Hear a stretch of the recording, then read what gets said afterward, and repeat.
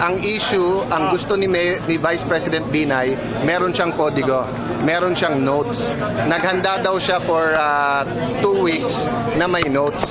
Ang COMELEC rules is no notes, walang kodigo. So pinagpipilitan niya na pwede siyang may kodigo. Kaya nadidelay itong lahat.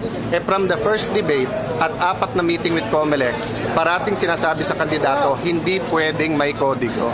Hindi ba kaya nga nagdidebate para alam mo kung nasa ulo, nasa puso, kung ano talaga ang plataforma ng bawat isa?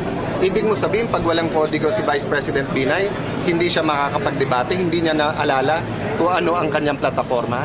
We understand na mahirap mag-memorize ng facts and figures, no? Mga statistics. Pero hindi mo naman kailangan ng statistics sa inyong plataforma. Sanay na tayo magsinungaling si Vice President Binay eh.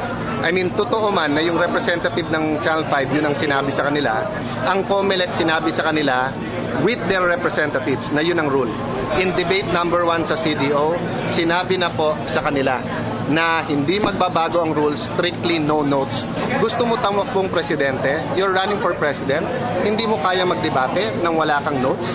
Question number 1, lalamangan mo yung 3?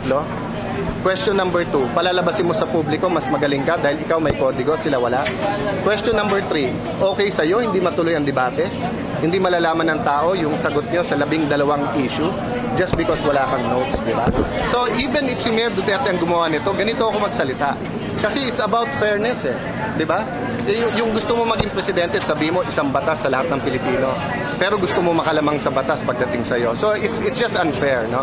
So ako, kung ayaw niya magdebate, di wag. May 3 pa naman tayo na gusto magdebate.